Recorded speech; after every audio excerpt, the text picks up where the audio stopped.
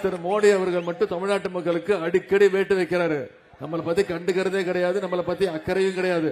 எப்படி வாக்கு பெட்டியில 19ஆம் தேதி அண்ணன் செல்வ கணபதியனோட பெயரும் உதயசூரியனும் முதல் இடத்துல இருக்கும், அதே மாதிரி ஜூன் 4ஆம் தேதி வாக்கு எண்ணிக்கையின் போதும் முதல் இடத்துல வரணும். வருமா? நிச்சயமா வருமா? நான் உங்ககிட்ட ஒரு சவால் விடுறேன், உங்ககிட்ட ஒரு வாக்குறுதி கொடுக்கிறேன். எத்தனை லட்சம் வாக்கு வித்தியாசத்துல அண்ணன் கணபதி செல்வ கணபதி ஜெயிக்க வைப்பீங்க? போன முறை நம்முடைய வேட்பாளர் திரு எஸ்.ஆர். பார்த்திபன் அவர்களை 1,50,000 வாக்கு வித்தியாசத்தில் ஜெயிக்க வச்சிருக்கீங்க. அப்போ நம்முடைய எதிரணியினெல்லாம் ஒரே அணியில வந்தாங்க, இப்ப பிரிஞ்சு பிரிஞ்சு வந்திருக்கிறாங்க. எனவே குறைந்தது எத்தனை லட்சம் வாக்கு வித்தியாசம் ஜெயிக்க வைப்பீங்க? நீ 5 லட்சம் சொல்லிட்டு போயிருவ. உண்மையை சொல்லுங்க. தாய்மார்கள் வாக்குறுதி கொடுக்கட்டும். எத்தனை லட்சம் வாக்கு வித்தியாசம் ஜெயிக்க வைப்பீங்க? குறைஞ்சது 3 லட்சம் வாக்கு வித்தியாசம் ஜெயிக்க வைப்பீங்களா? நிச்சயம். நீங்க அப்படி 3 லட்சம் வாக்கு வித்தியாசம் ஜெயிக்க வச்சீங்கன்னா உங்களுக்கு தெரியும், நான் அடிக்கடி சேலம் மாவட்டத்துக்கு வருகை தர்றேன். ஏதோ தேர்தல் வர்றவங்க கிடையாது. இளைஞர் நிகழ்ச்சியா இருந்தாலும் சரி, அரசு நிகழ்ச்சியா இருந்தாலும் சரி, நம்முடைய கழக நிகழ்ச்சிகள், கழக மூத்த முன்னோடிகளுக்கு பொற்கிழி வழங்குகின்ற விழா, எல்லாத்தை விட மிக பெருமை சேலத்துல தான் ஜனவரி மாசம் 21ஆம் தேதி இளைஞரனுடைய 2வது மாநில மாநாட மிகப்பெரிய அளவுல நடத்தி காட்டும்.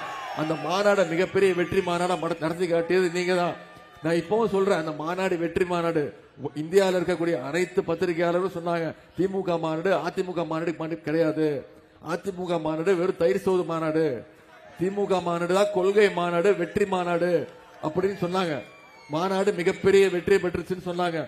ஆனா இப்போ சொல்றேன், அந்த மாநாடு 100% வெற்றி கிடையாது, வெறும் 80% வெற்றி தான். நாம எப்ப சேலத்துல 3 லட்சம் வாக்கு வித்தியாசத்துல ஜெயிச்சு காட்டுறோமோ அப்பதான் இளைஞரின் மாநாடு 100% வெற்றியை பெறும். ஒத்துக்கிறீங்களா? 2021 நம்முடைய தலைவர் அவர்கள் மக்களால் தேர்ந்தெடுக்கப்பட்டு, உங்களால் தேர்ந்தெடுக்கப்பட்டு, தமிழ்நாட்டு மக்கள் வாக்களிச்சு முதலமைச்சர் நாற்காலியில் உட்கார்ந்தவர் தான் நம்முடைய தலைவர் அவர்கள். யார் காலையில போய் விழுந்தாரா? எங்கேயாவது தவழ்ந்து போனாரா? டேபிள் சார்க்குள்ள போனாரா? நான் யார சொல்றேன்னு தெரியுதா? அப்படி முதலமைச்சரானவர் ஒருத்தர் இருக்காரு. ஆனா மக்களால் தேர்ந்தெடுக்கப்பட்ட போட்டோவா?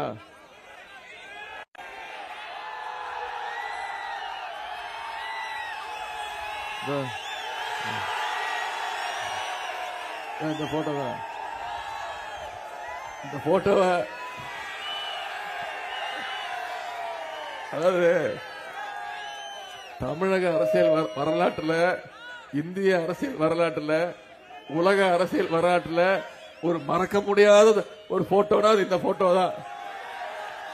அதாவது இப்படிப்பட்ட ஒரு மானம் கெட்ட வெக்கம் கெட்ட ஒரு முதலமைச்சர், முன்னாள் முதலமைச்சரை உலகத்திலே பார்த்திருக்க முடியாது. எவ்வளவு அழகா தவிர்த்து போறாரு பாருங்க.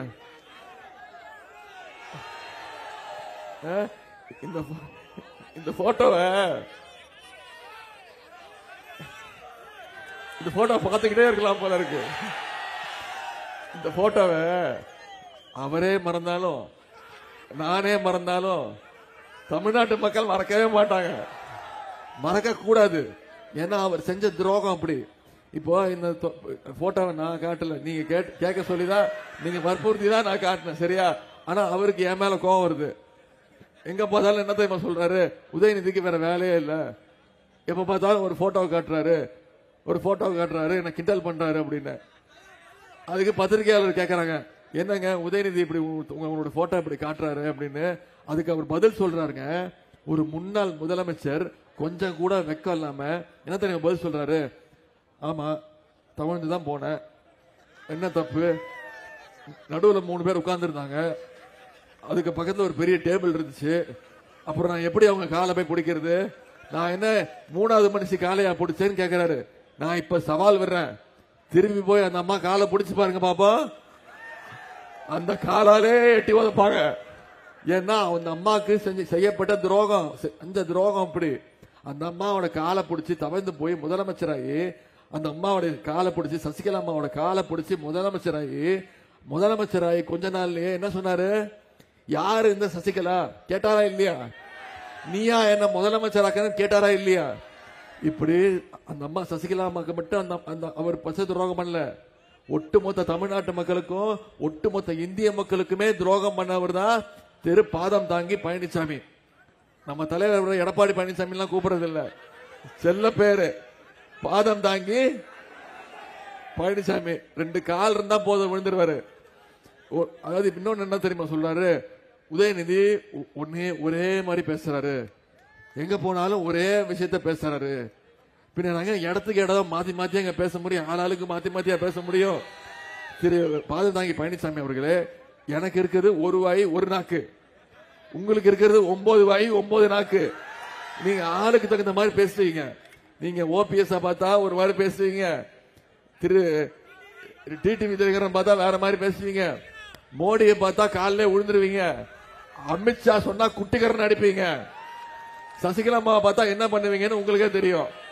இப்படி அவர் மாதிரி நம்ம திமுக காரவனும் பச்சை கிடையாது, ஆளுக்கு தகுந்த மாதிரி பேசுறவர் தான் திரு பாதம் தாங்கி பழனிசாமி அவர்கள். செய்திகளை உடனுக்குடனும் துல்லியமாகவும் தெரிந்து கொள்ள சப்ஸ்கிரைப் பண்ணுங்க.